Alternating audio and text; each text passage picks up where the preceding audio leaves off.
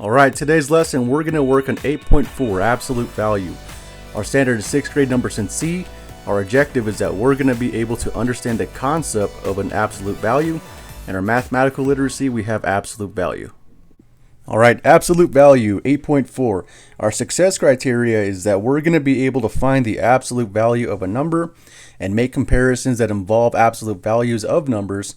And lastly, we're also going to be able to apply absolute value in real life problems. Alright, our mathematical literacy, we have absolute value. Okay, so our mathematical literacy, we're talking about our vocabulary words.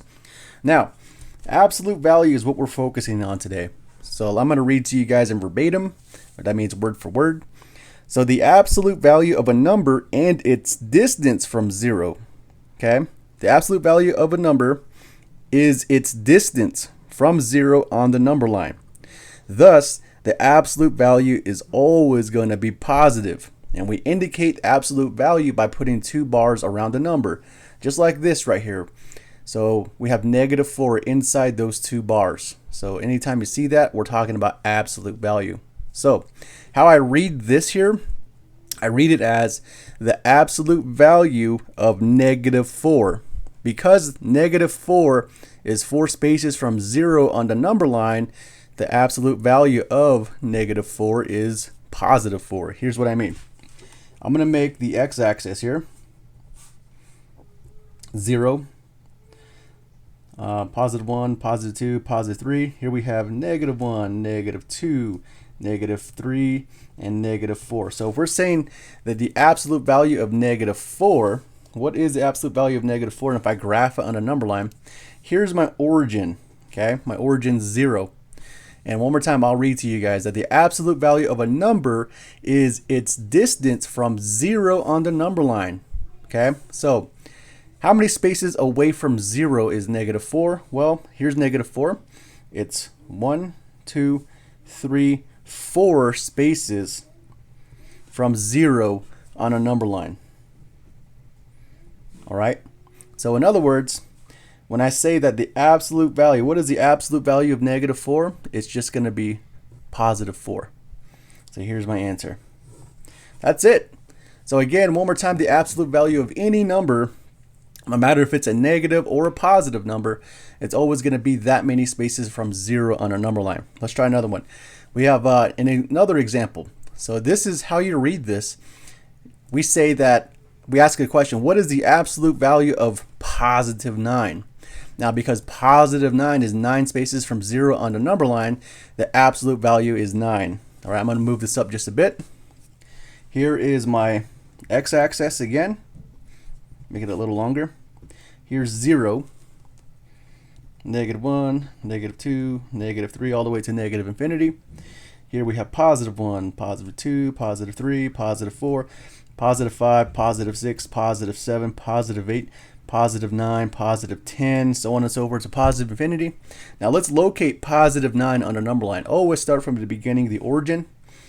Start from there, go to the right because it's a positive number. Now we located and graphed +9. Now, again, we're asking the question, what is the absolute value of +9 on a number line? Well, we know that +9 is 1, 2, 3, 4, 5, 6, 7, 8, 9. +9. Okay, the absolute value of +9 is 9 spaces from 0 on a number line. All right, so there you guys go. And that's pretty much it. I just wanted to add on my own little twist to this. Now, we always got to respect different people's faith. Some of you guys, you guys go to NAC meetings, all right? Some of us, you guys, you go to church, okay? Some of us, you're a bit more traditional, okay? So there's a Hogan, right? Now, no matter what, think of the absolute value like this. Now, think of the absolute value. Here's your absolute value bars. No matter what your faith is, but whatever you do, wherever you go, sometimes you're not feeling well. You're just kind of like going through the motions, and maybe that you're feeling a bit negative. But anytime you go to church, or you get a ceremony done, or you do something, whatever your faith is. But anytime you go in there, you're feeling negative, you always come out feeling positive. You leave church feeling positive. You leave the teepee feeling positive. You leave the Hogan feeling positive. All right. So think of it that way for these absolute value problems. Same thing. Even when you're feeling good, you're still coming out feeling good. Okay. So absolute value positive 7 is positive 7 because it's 7 spaces from 0. The absolute value of 2 is 2 because it's 2 spaces from 0 on a number line. All right, so that's basically it. Let's go ahead and work on some problems now. All right, here we're going to go ahead and find the absolute values. So we have 2 examples here. The first one, let's read the directions, tells us to find the absolute value of positive 3. So we want to know, what is the absolute value of 3? Well, my friends, just like what we talked about earlier, positive 3, you always leave feeling positive. So let's locate and graph positive 3 on a number line. So start from origin 0, there's positive 3. And positive 3 is 1, 2, 3 spaces from 0 on the number line. Okay, so that's basically it. Same thing for B. Find the absolute value of negative 2.5. So we want to find the absolute value of negative 2.5. Well, that's going to be positive 2.5. All right. So on a number line, here's 0. The negative numbers are to the left of the origin. So here's negative 2. There's negative 2.5. And negative 2.5 is 1, 2.5 spaces from 0 on the number line. So the absolute value of negative 2.5 is going to be positive 2.5. All right, with this example, there is a little twist to it now. So when we compare values, when we compare absolute values, we want to compare these two. So with that being said, we want to know what the absolute value of positive 2 is and the absolute value of negative 5. So we know that the absolute value of positive 2 is going to be 2. The absolute value of negative 5 is 5. And if we compare 2 and 5, 5 is greater than 2. So what that means is that we're going to have the original numbers here. If we're comparing 2 and negative 5, the absolute value of negative 5, then negative 5 would be greater than positive 2 because 5 has more spaces from 0 on our number line. So right here, here's positive 2, here's negative 4, negative 5, negative 6. And negative 5 here is on a number line. So again, from the origin 0, we have 1, 2 spaces, and 1, 2, 3, 4, 5 spaces on a number line. So from the origin, negative 5, the absolute value of negative 5 is 5 spaces from 0 on a number line, and positive 2 is 2 spaces from the number line, or from 0 on a number line. So negative 5 has more spaces, it's further away. All right, so that's why that is greater. Okay, same thing when we compare 3.5 and negative 1. So let's find positive 3.5. Here's the origin. There's positive 3. And here's in between 3 and 4 is half. And then negative 1, 1 space from there. So if we're finding the absolute value of these guys again, negative 1's 1 space from 0. Positive 3.5 is 3.5 spaces from 0. So with that being said, when we compare, we're going to say that the absolute value of 3.5 is greater than the absolute value of negative 1 because negative 1 is 1 space from 0 on a number line and positive 3.5 is 3.5 spaces from 0 on a number line. All right. That's pretty much it. Yeah, so ask questions if you guys have questions. All right, in our last problem, we're going to go ahead and model real life. So here we have the y-axis, the vertical number line. So still a number line. The origin is like sea level or ground level, okay? If this was the ocean here, this is the sea level.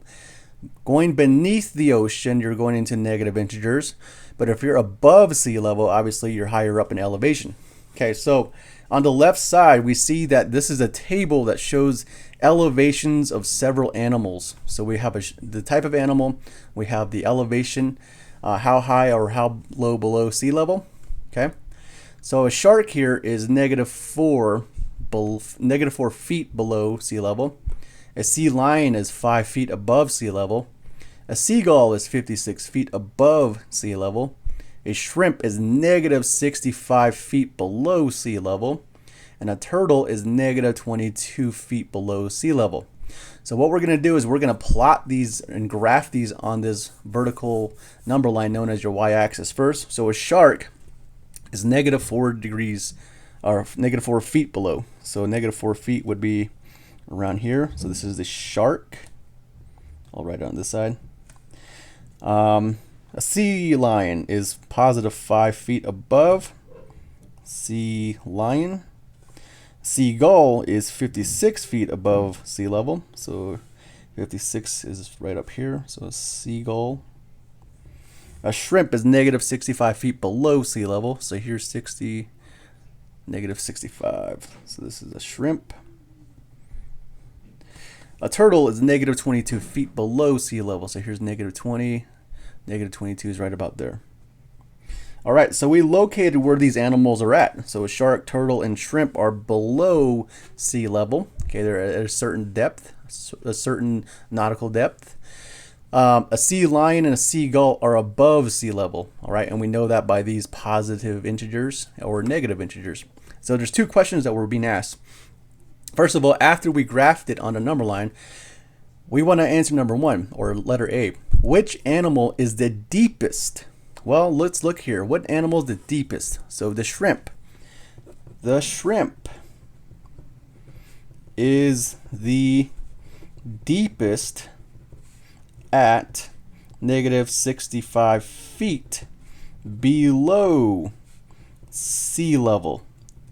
All right, so what we're trying to do here is have you guys understand and interpret reading graphs.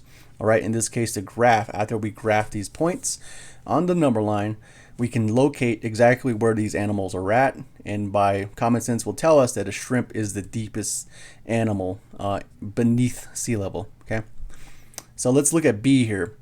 Is the shark or the sea lion closer to sea level? So let's locate the shark and the sea lion. So here's a sea lion, here's a shark. So because we're working with absolute value, a shark here is at negative 4, and a sea lion is at positive 5. So let's find the absolute value of negative 4, positive 4.